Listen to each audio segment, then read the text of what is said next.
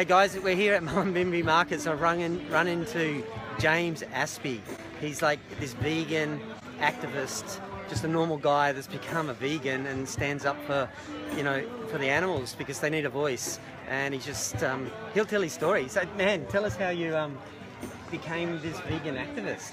Yeah, so I was a personal trainer for 9 years, and I ended up scoring a job on a cruise ship where I was the, you know, like the health coach and did all the classes, did all the seminars and that kind of thing. And I met a man on the cruise ship who was, you know, he was just a passenger, and he was a very intelligent, very wise, Buddha-like kind of man. And we spoke every day for a couple of weeks, and on the last day we were chatting, he told me that eating animals is bad karma. Okay. And that resonated with me. I thought, yeah, like it probably is, but at the time I believed we need to eat animals to survive and to be healthy. So I didn't think about it too much. I didn't feel bad about it really, because I thought we had to. But I thought, well, you know what, like maybe I'll try going vegetarian just for a week. Everything this guy has said over the last couple of weeks I've been speaking to him has been spot on. So I'll try it for a week, see how I feel. A few days in, I felt so amazing just from cutting flesh. I wasn't vegan, I just cut the flesh from my diet, and I used to eat a ton of meat every single meal, every single day.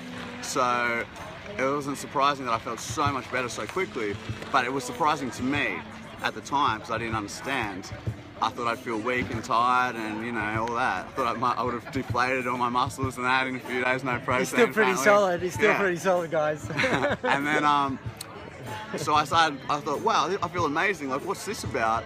I need to look into this because, you know, health is my job, and, you know, I need to tell people if this is healthy because I feel so good. So it must be something to this.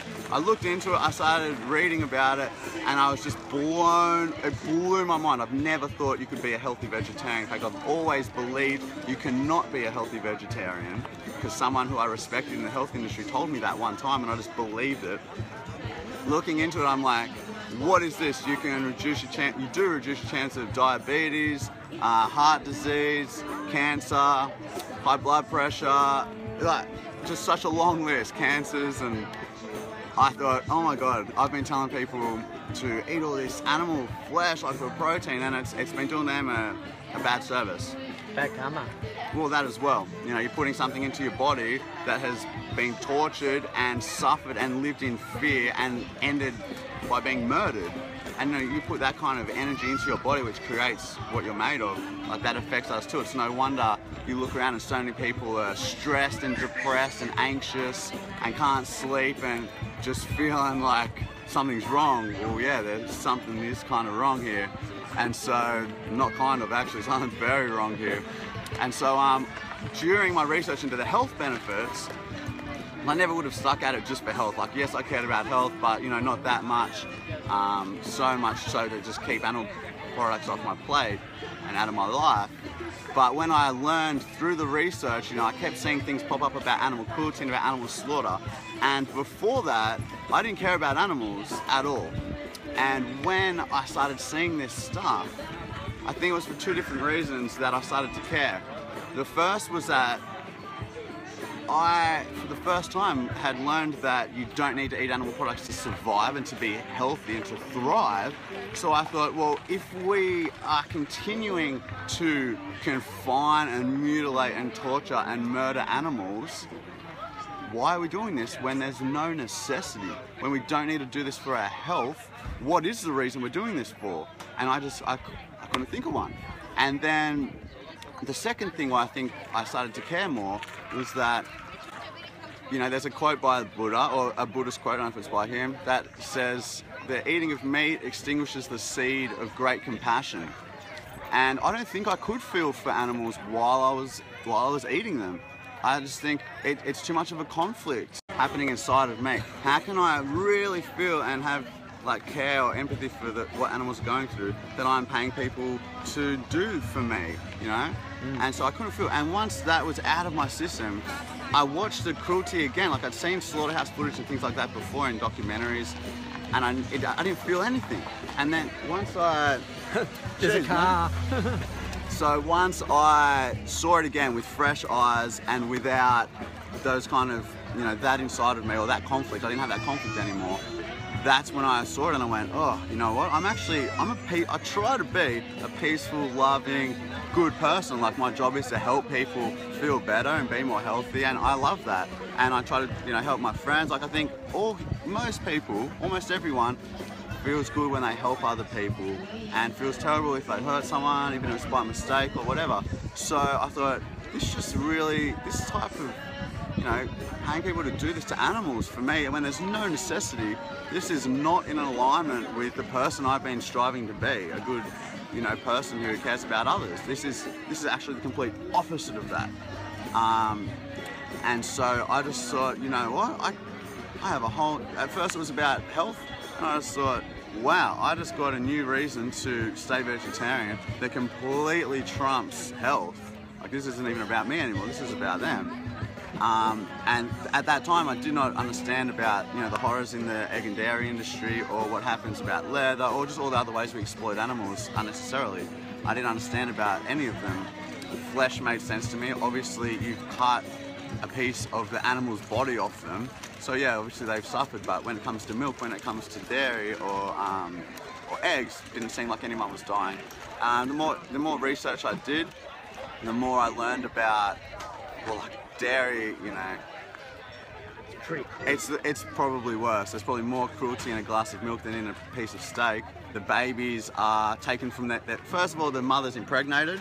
Then when she's pregnant, they take her babies. They're stealing her milk the whole time, which is meant for the baby. If the baby is a boy, then they take the boy. They don't produce milk. They're a waste product for the dairy industry. They send them off to the slaughterhouse to be killed at either a few days or a few weeks old.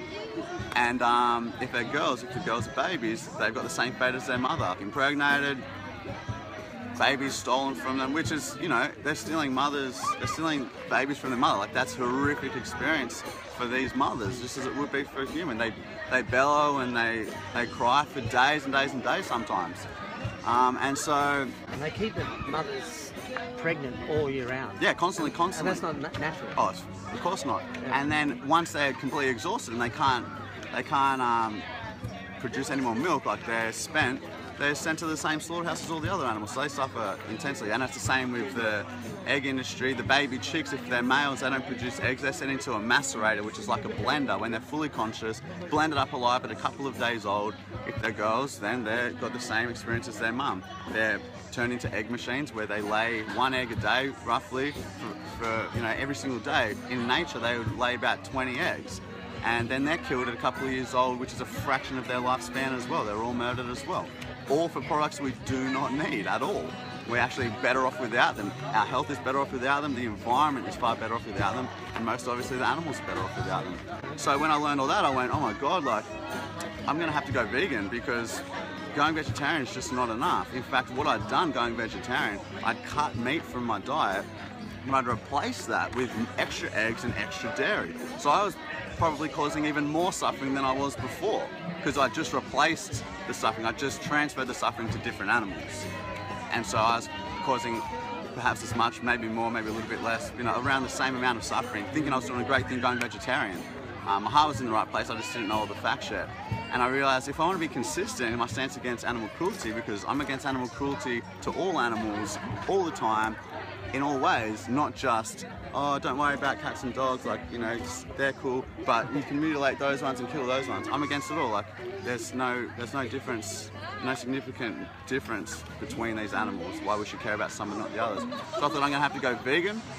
It's the only rational response if you're against animal cruelty at all. And I'm against all use of animals. I think they're not ours to use, they're not ours to exploit. We shouldn't be using them for our own trivial reasons or insignificant things as well. We like the way they taste. There's just no good reason to do it. There's every good reason to be vegan, and I feel so much better now. There's none of that conflict in me anymore. I'm more confident being who I am. I feel so great that I'm not contributing to so much suffering and death of animals who now I've actually grown to really care about, because I understand that, now I understand humans are animals, they're animals. We share so much in common. We all have a heart, we all have a brain, we have families and communities and ways we live our lives. We share so much in common. And so now I do care for them a lot more. 1.5 trillion animals are being killed every year by humans. And this is by people who claim to care about animals and claim to love animals. So when they see how easy it is to be vegan, how amazing the food is, how healthy it is, I think that's all people need to go, yeah, well, what am I doing? I've got the option to eat foods that kill animals and abuse mothers and all these things, or I've got the option to not, and both are equally, you know, I'd argue that veganism, the food is way better. I eat banana ice cream for breakfast every day, and I eat amazing food now, and I feel so great. So there's every reason to do it and no reason not to. That's pretty much it. Now you've done some amazing things to bring awareness to animals, haven't you? Like, you spent a whole year doing something. Yeah. Well, last year I did a campaign called Voiceless 365, and in that campaign I took a vow of silence for 365 days to raise awareness for animals. So I didn't talk for a whole year, and I wrote a blog about it, you know, about my journey. I travelled around Australia, just you know, meeting people and giving them literature and DVDs and spreading the love and writing a blog and learning myself, because I'm still a new vegan. I haven't even been vegan for 2 years. So I was writing what I was learning through the blog, and I was, yeah, at the end of that year, after spreading awareness for a year, I was interviewed on Australia's most popular morning show, Sunrise.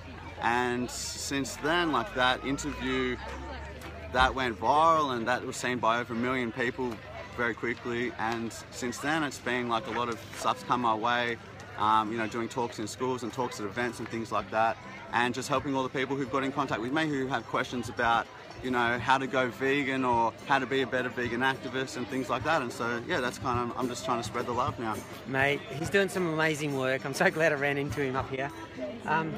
Aspey, how can people get in touch with you? Like, where can they find you online? Yeah, online, I've got my Facebook page, Voiceless365, same with Instagram, and you can email me anytime at voiceless365@hotmail.com, and that's pretty much the ways. Or I've got a YouTube channel as well, where I've got a few videos on there, and I'll make a few more soon. But yeah, email me anytime. I'm happy to answer any questions. I try to write back to everybody, and yeah, I'd be happy to hear from you. Cool, man. Thanks. Sweet. Thanks, nice brother. Yeah, nice. Cheers. Nice, man. Okay, guys.